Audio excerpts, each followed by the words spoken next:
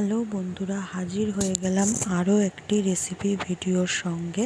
আজকের করে নেব পাস্তা। আর দেখো, এখানে পাস্তা তৈরির জন্য যা যা লাগে সেগুলো প্রায় রেডি করে নিয়েছি।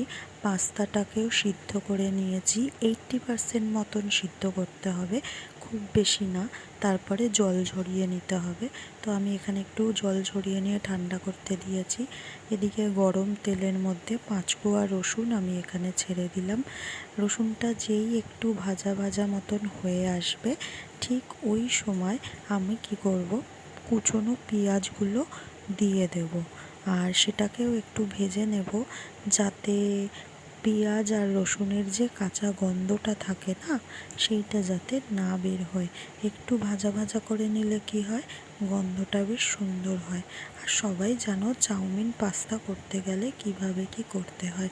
আমি একটু আমার মতন স্টাইলে করেছি, তাই তোমাদের সঙ্গে শেয়ার করলাম। যদি ভালো লাগে তোমরাও বাড়িতে ট্রাই করো আর জানিও কীরকম হয়েছে আমার যে করার স্টাইলটা।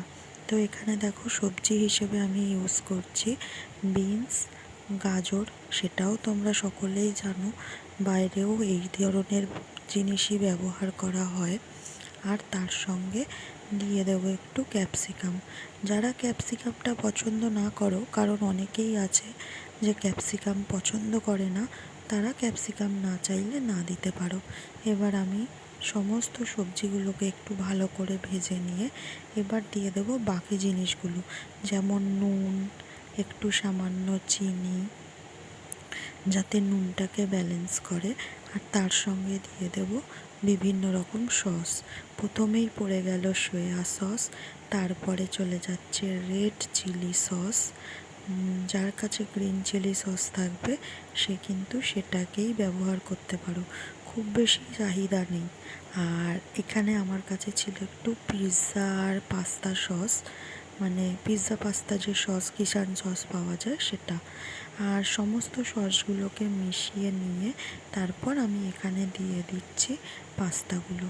অল্প অল্প করে দেব আর একটু নেড়ে নেব। কেউ চাইলে একেবারেই দিতে পারো, যে যেরকমভাবে করতে পারে।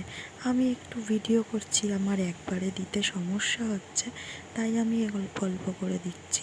আর কি হয়েছে জানো তো, মেন সমস্যা হচ্ছে যখন পাস্তাগুলো গরম গরম করে জল ঝরাতে দিয়েছি, নিচেরগুলো সব এক জায়গায় হয়ে গেছিলো।